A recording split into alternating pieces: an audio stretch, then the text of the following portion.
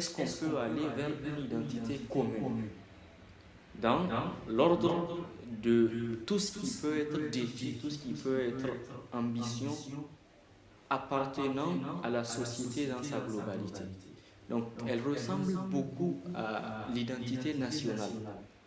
L'identité nationale, c'est-à-dire l'identité définie aujourd'hui par l'État. L'État-nation aujourd'hui, pas l'État-nation du 19e siècle. Au 19e siècle, l'État-nation, c'était pour désigner une nation qui aspirait à un État. Aujourd'hui, État-nation, ça désigne l'État qui détermine la nation.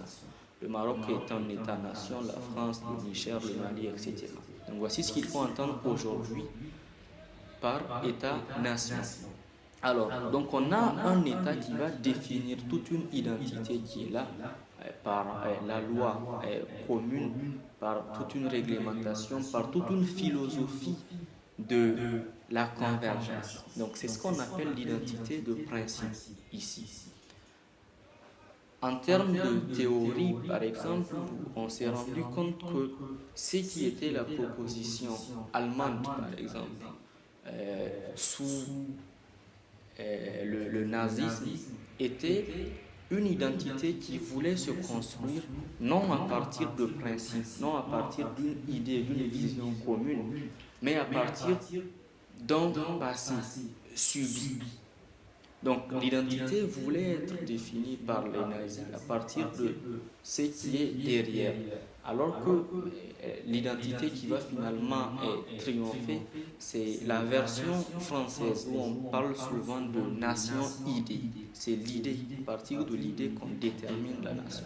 Donc voici ce qu'est l'identité de principe. Elle est déjà consacrée, bien entendu, mais nous faisons un travail par rapport à sa revivification. Donc il faut aujourd'hui reconsidérer ce pacte social-là au-delà de la diversité, parce que nous sommes dans une époque de turbulence, une époque de trouble, une époque de révolution, une époque aussi de violence, de dialectique par rapport au vivre ensemble.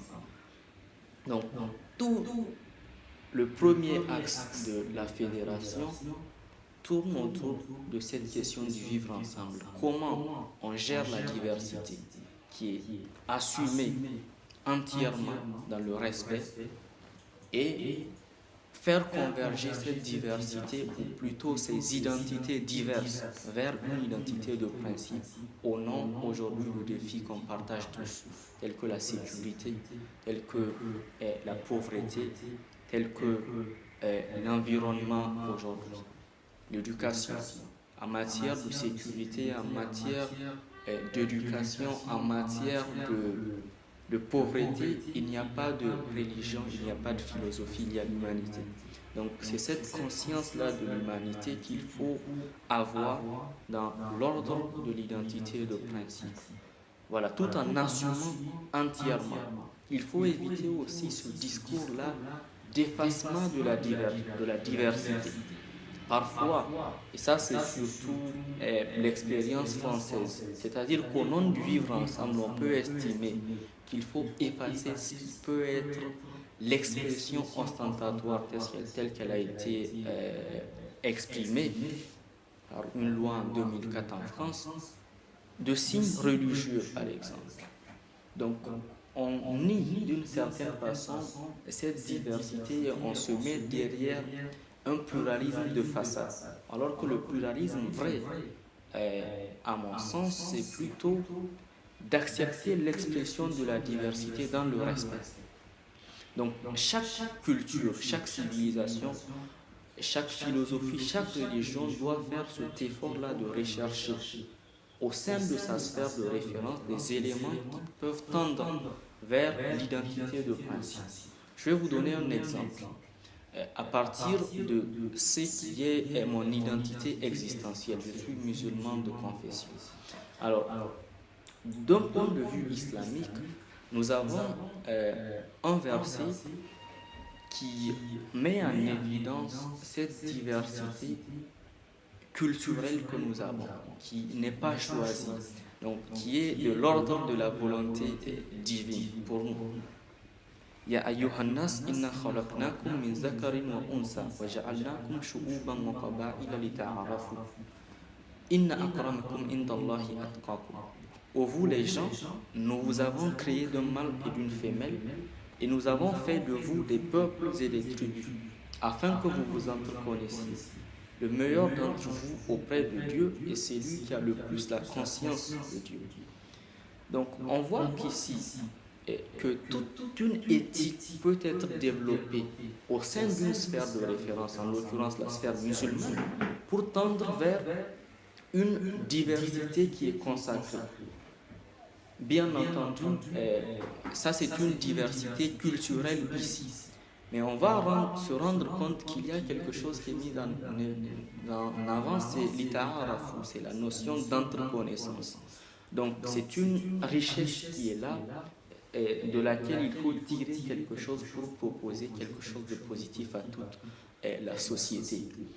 Et au point où la notion de karama qui va être utilisée ici, inna akramakum, c'est-à-dire le plus noble d'entre vous. Donc c'est celui qui a le plus cette conscience divine qui va pousser la personne à proposer à cette diversité quelque chose qui peut tendre vers l'essentiel de la société, où on peut parler de quelque chose qui rassemble toute l'humanité. Donc c'est une unité vers laquelle on peut tendre à partir de la diversité. Et chaque philosophie, chaque religion doit faire cet effort-là de tendre vers l'identité de principe en assumant entièrement ce qui est le propre au nom, qui est assumé au nom de la liberté de conscience. D'abord en termes au niveau abstrait, ensuite au niveau de la parole, liberté d'expression, ensuite au niveau pratique, liberté de culte, liberté de religion, de philosophie, etc. Donc ça c'est un élément, et finalement toute cette diversité va converger vers quelque chose de positif pour la société dans sa globalité. Donc ça c'est la confluence identitaire. La confluence politique, je serai très bref. On se rend compte aujourd'hui au niveau africain qu'il y a une espèce de dialectique tripolaire, un conflit à trois pôles, à trois niveaux. Vous avez une première entité qui est là, de force, qui est le pouvoir, deuxième entité, l'opposition, troisième, la société civile.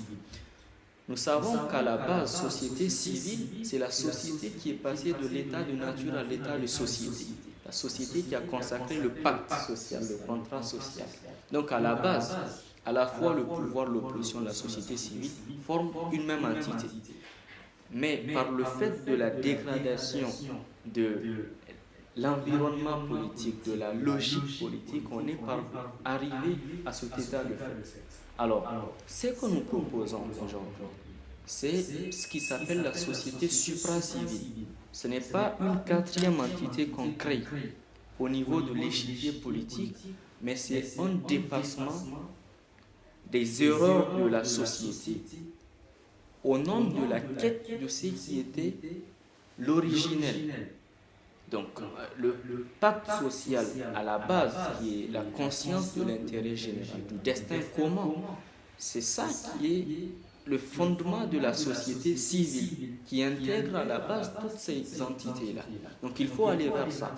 Et ce n'est pas en éclatant ce qui est l'ordre actuel, non. Ce n'est pas aussi en descendant dans les rues, casser le peu qui a été construit par la société, mais c'est en faisant une réforme sur soi. Donc on travaille sur soi qui va pour déconstruire tout ce qui va être la construction de l'ego. Ensuite, on peut penser au bien de la société, mais la personne qui n'a pas ménagé son ego est incapable de proposer quelque chose de positif à la société dans sa globalité. Donc, c'est ça, c'est un état d'esprit. Ce n'est pas une quatrième entité, ce n'est pas une quatrième force, c'est un état d'esprit que le pouvoir, la société civile et l'opposition peuvent développer au niveau individuel. Et chacun maintenant donne à la société autant que la société lui donne. Voici ce qui est la société supra-civile. Supra, c'est le dépassement, mais c'est le dépassement au nom de la quête de ce qui a été perdu à l'origine.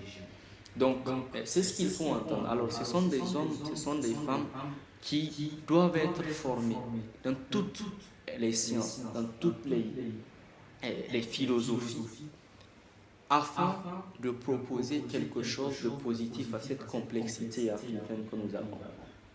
Pluralité existentielle, pluralité culturelle, pluralité ethnique, finalement complexité, donc diversité. Comment on la gère?